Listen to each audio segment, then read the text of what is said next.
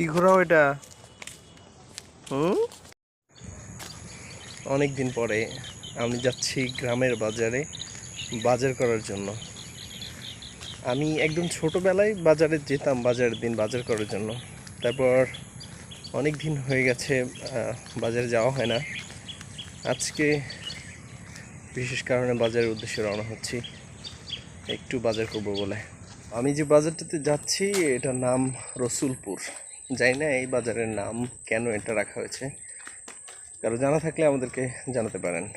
যদিও আমি বিভিন্ন অঞ্চলে বিভিন্ন জায়গার নাম শুনেছি এবং সেগুলোর পিছনে যথেষ্ট একটা কারণও রয়েছে, কিন্তু আমার এলাকার এই বাজারটির নাম আমি এতদিনে জানতে পারিনি যে এটা কেন হয়েছে।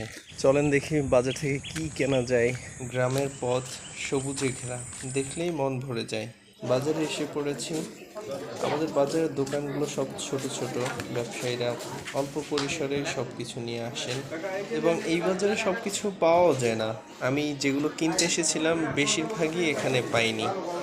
এখানে শুধু আছে আলু, পটল, কুমড়ো এবং কিছু শাক, এবং ছোট ছোট দোকানিরা বিভিন্ন জিনিস নিয়ে বসেছেন। ইনি হলেন এই বাজারের অনেক পুরনো একজন পান ব্যবসায়ী। যাই হোক, কথা ফাঁকে ফাঁকে বাজার করা শেষ, এবারে বাড়ি চলে যাব। আবারও সেই সবুজ রাস্তার মাঝখান দিয়ে চলে যাচ্ছি।